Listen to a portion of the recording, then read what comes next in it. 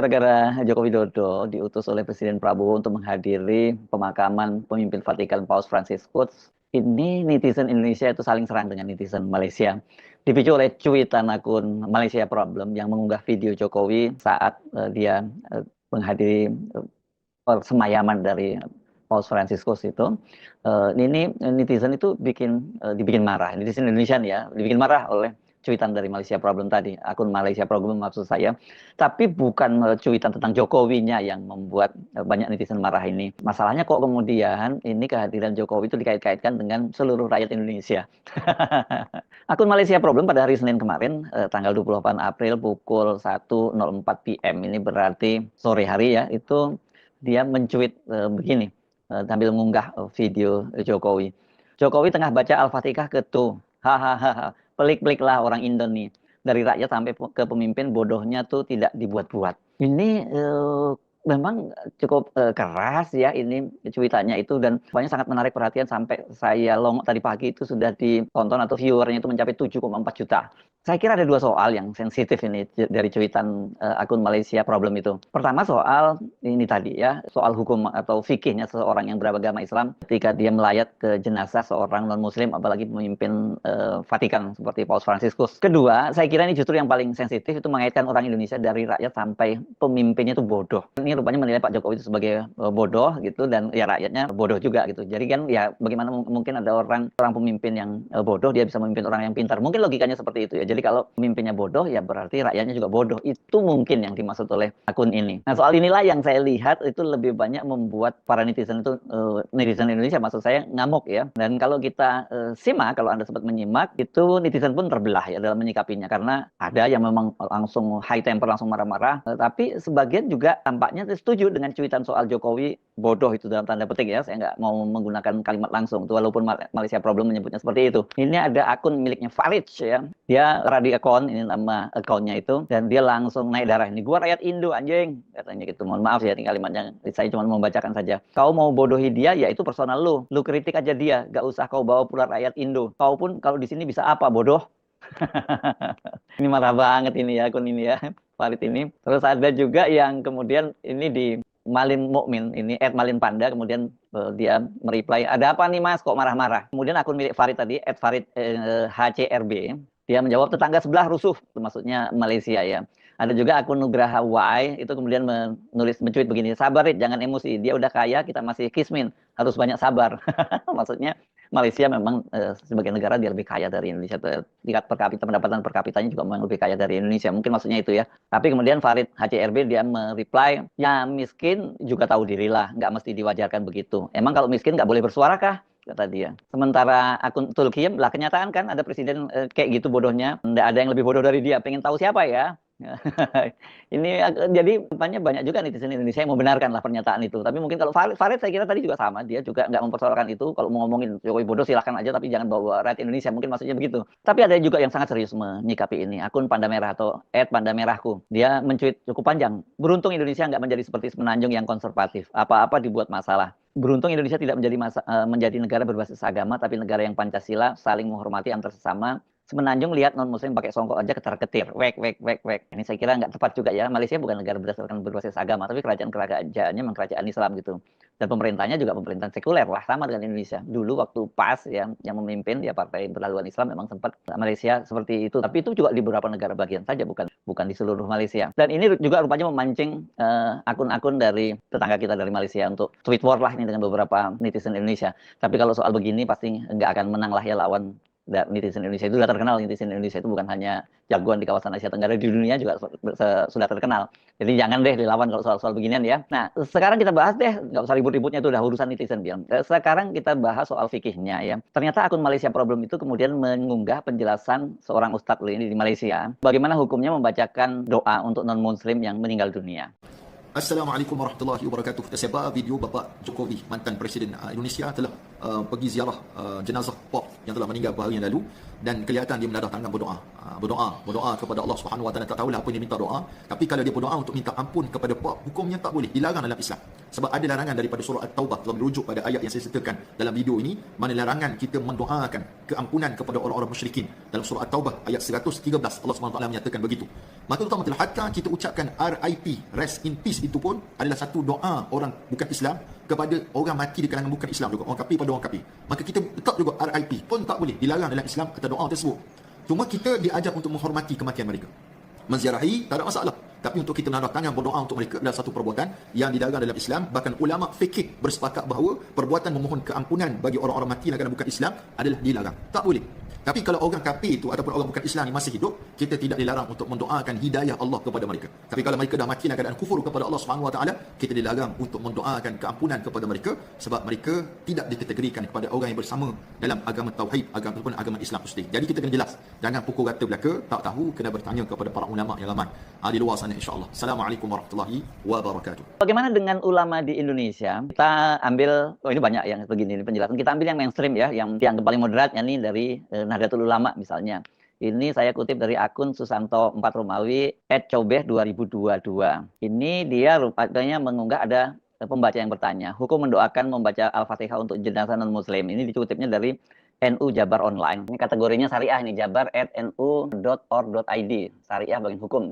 Izin bertanya Pak Kiai, katanya boleh tidak seorang muslim menghadiahkan Fatihah kepada yang non-muslim atau bertawasul untuk non-muslim tersebut? Kalau boleh, kira-kira apa dasar referensi kitabnya? Atau dalam sejarah pernahkah sahabat atau Rasulullah sendiri melakukannya? Jika tidak, mengapa bisa demikian? Terima kasih. Wassalamualaikum warahmatullahi wabarakatuh. Jawabannya itu disebutkan bahwa menghadiahkan pahala surat Al-Fatihah untuk non-muslim yang sudah meninggal dunia hukumnya haram. Kalau mendoakan non-muslim yang masih hidup agar mendapatkan hidayah atau kebaikan dunia, seperti mendoakan agar sehat, itu boleh. Dan kemudian ada dasar-dasar hukumnya, saya nggak baca, tapi Anda cari sendiri. Saya kira nanti Anda bisa menemukan tuh dasar-dasar fikihnya seperti apa gitu ya, syariahnya seperti apa. Jadi sebenarnya memang penjelasannya clear ya. Tapi pertanyaannya, memangnya Jokowi membacakan Al-Fatihah?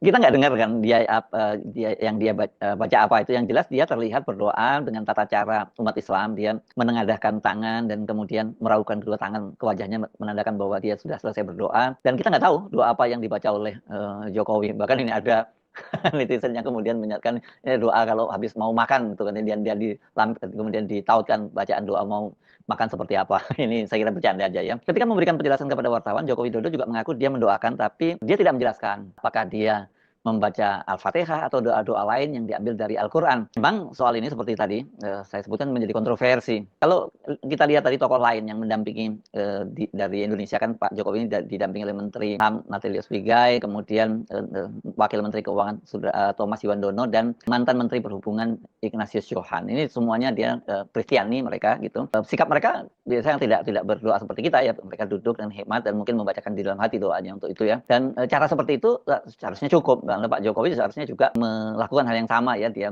datang dengan takzim karena menghormati bagaimanapun Paus Francis itu adalah tokoh dan pemimpin tertinggi dari umat Kristiani di seluruh dunia. Jadi dia layak mendapat penghormatan ketika sudah meninggal dunia. Ya caranya tidak seperti itu, karena terkesan bahwa Jokowi di situ memang mendoakan dengan cara umat Islam, dan itu yang tidak diperbolehkan. Tapi saya kira mungkin Pak Jokowi nggak tahu ya soal itu. Nah, tapi kan jadi masalah karena bagaimanapun juga Jokowi pernah jadi presiden dan dia hadir tuh on behalf Pak Prabowo karena dia jadi utusan dari presiden gitu ya. Jadi kalau ya memang sudah pada tempatnya sebenarnya ketika datang melayat, kita itu harus menunjukkan gestur yang menunjukkan rasa hormat kepada yang meninggal dunia, apalagi yang meninggal dunia tokoh seperti Paus Francisco. Tapi kalau udah urusan berdoa, babnya ya memang kembali ke tadi, ke fikihnya, bagaimana umat Islam ini secara syar'inya bagaimana gitu. Tapi saya nggak mau masuk ke wilayah itu ya, kita nggak akan memperdebatkan soal itu. Tapi lebih pada kontroversi soal Jokowi yang dipilih sebagai utusan. Saya kira itu sebenarnya yang lebih kenapa kemudian menjadi sorotan. Tapi dalam kasus ini menjadi masalahnya menjadi lain ketika ada netizen dari Malaysia yang mengomentarinya dan membawa nama Indonesia, rakyat Indonesia itu dari rakyat sampai pemimpinnya bodoh gitu ya. Banyak yang menyoroti ini soal pilihan dari Pak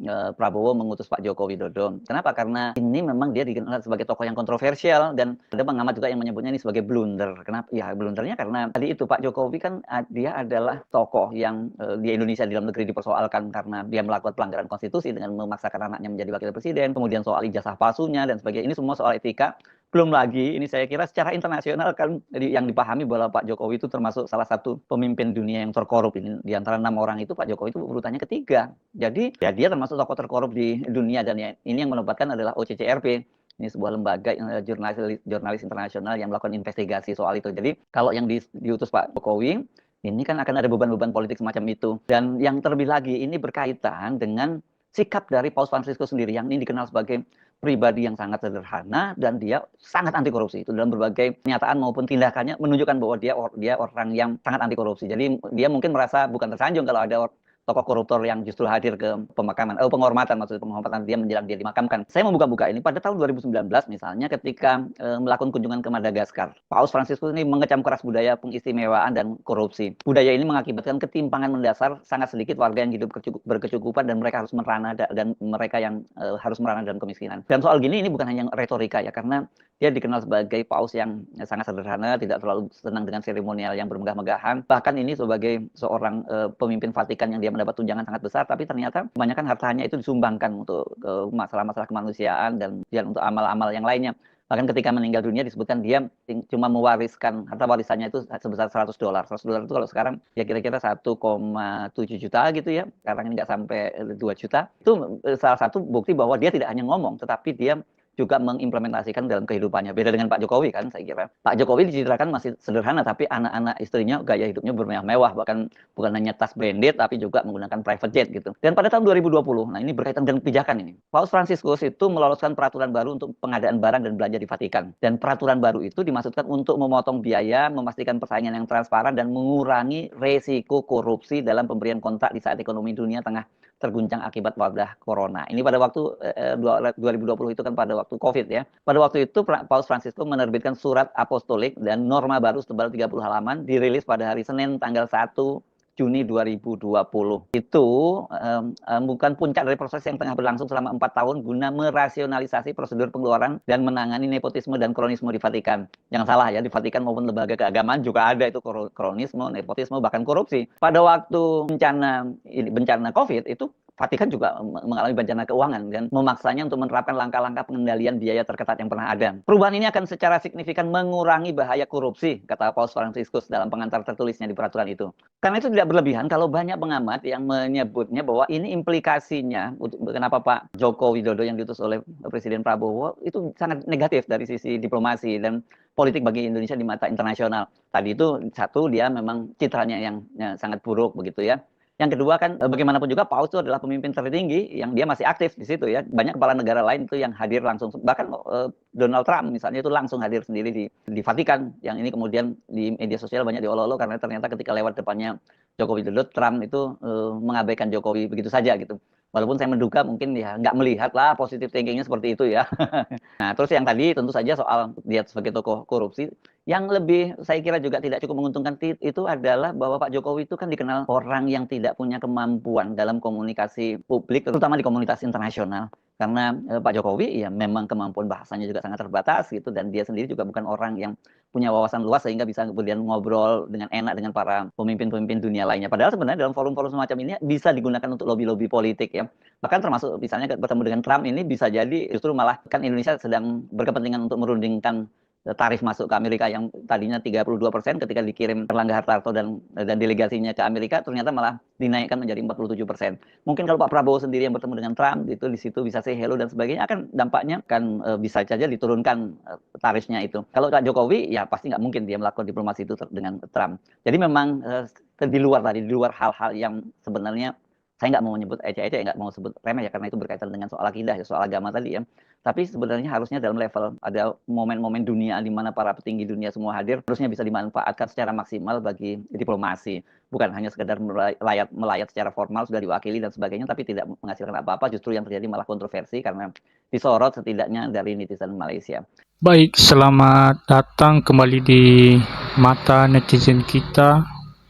Dan tadi kita sudah menonton bagaimana isi dari tanggapan dari negara Malaysia mengenai Bapak Presiden atau mantan Presiden ke-7 Joko Widodo setelah mendatangi di tempat makam Paus Fransiskus yang dimana dipermasalahinya karena Bapak Joko Widodo ini membacakan ayat Al-Fatihah di